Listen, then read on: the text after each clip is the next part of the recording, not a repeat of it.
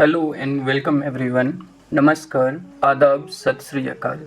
Today I would like to discuss with you or share with you my thoughts on this metaphor of time, which we also called Samay or Kal. And considering this challenging time we are all in and the crisis that we face at all levels, politically, economically, and environmentally also. And there is also a thinking about the future of human civilization or human species as such. So, for a very long time, the role of time has been profound in shaping our individual and collective lives. It has been so much so that we began to measure our life through calendar, watch, hours to hours, minutes to minutes, and even seconds to second and milliseconds. So the measurement of life has become on the grounds of the years, days, weeks, hours, minutes, and seconds that we spend, and not really the richness of the moment. Now, one can think about time in two fashion. One is a kind of linear understanding of time from a kind of primitive or savage stage to constant and ever expanding growth or advancement of civilization or life, individual and collective both. Now, in this linear understanding of time, there is this understanding that there are different stages in the history, and this movement in history of time is that of constant progress, ever expanding. This leads to different kinds of thought in social sciences, such as this idea of catching up.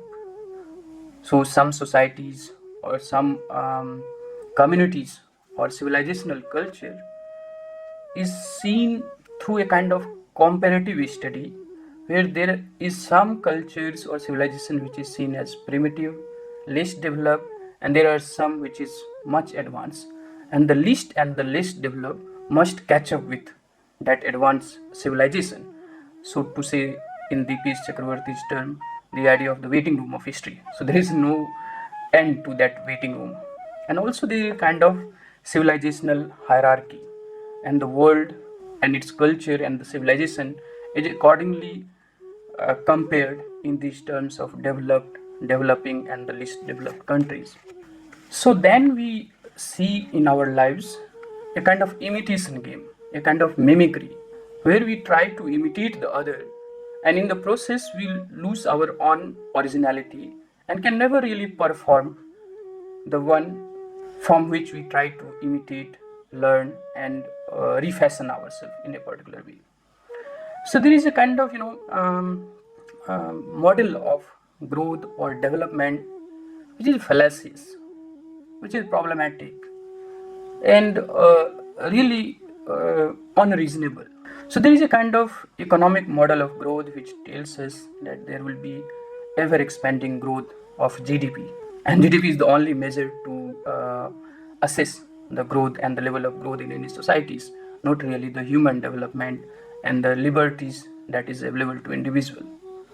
So it promises a kind of limitless, ever expanding growth in a planet with finite and limited resources, which has leads to many environmental challenges and climate change. And recent series of economic crisis has really punctured this model or philosophy of growth. So we see a kind of problem with this idea of time or progress or history as a kind of linear development from one stage to next, and then that will happen to constant upward movement from a primitive and savage stage of life to a more advanced civilization. Now, in comparison to that, there is another way of looking at time, which is, according to me, far more convincing. That is the idea of circular time. So, time really is not something which constantly moves from one stage to second stage, but it is a kind of circular movement. It begins, it reaches its zenith, and then it leads to eventual decline and destruction. So, in this understanding of circular time, there is a kind of beginning or creative, or you may also call it foundational moment, which we see through the rule of principle, the rule of moral, ethical concern. When we begin something new in life, individually and also at the collective level. And then it reaches to a zenith of success and then eventual decline. And it makes sense if you care to understand the rise and decline of empires, civilizations, republics, nation states, communities, and even our individual life. It is like a star and supernova moment in the formation of our galaxy. So every phenomena on earth, animate or inanimate, carry within it the seeds of both its growth and eventual decline. Thus, the history of human civilization can be better understood not as a linear and constant, ever expanding growth from primitive and savage life to a more advanced civilization, but as a series of circular movements of time or Kal. Such understanding of circular movement of time is there in Greeks, in Romans, Mesopotamians, Mayan, Buddhism, Jainism, Gupta and Hindu period, in Arab's Renaissance, and also in the modern European Renaissance. And now we all talk about the next century, that is 21st century we are all in, would be a time for the Asian countries or Asian civilization to lead the world. So you see, there is a kind of this, then a kind of circular understanding of time and human history. And it also puncture this understanding of history as, a primitive stage to the agriculture, to the industrial capitalist society, to the now information and communication revolution time, which is true to some extent.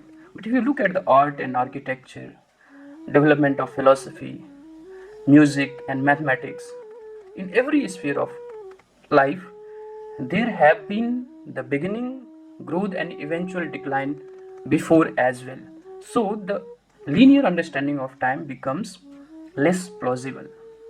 Now, the puzzle is, if the history of time or human civilization is circular, then what causes its decline? If human beings reach to the pinnacle or zenith of this success, what causes their eventual decline or downfall? If human efforts and reason is capable, then what caused their decline or downfall? One may call it the negative or dark forces, or if you like, fate or bhagya or kismat. Some would also like to call it luck or chance.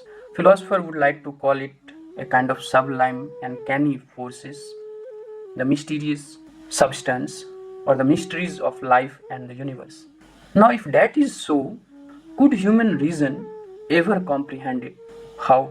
Could we ever preempt and limit the role it plays in our collective lives? Or should we reject the very existence of such forces? I do not know. Let me know what you reckon. इसे कुछ ऐसे भी इस पहेली की तरह समझ सकते हैं कि क्या आदमी परिस्थिति को बनाता है अथवा परिस्थिति आदमी को बनाता है, या फिर आदमी और परिस्थिति के बीच एक तीसरी चीज है जो है भी और नहीं भी, जिसे हम समझ भी सकते हैं और नहीं भी, या फिर रैशनल होने के गुमान में समझने की कोशिश से भी इनकार कर सकते हैं। बहरहाल इतना ही। आप क्या सोचते हैं बताइएगा। Thank you.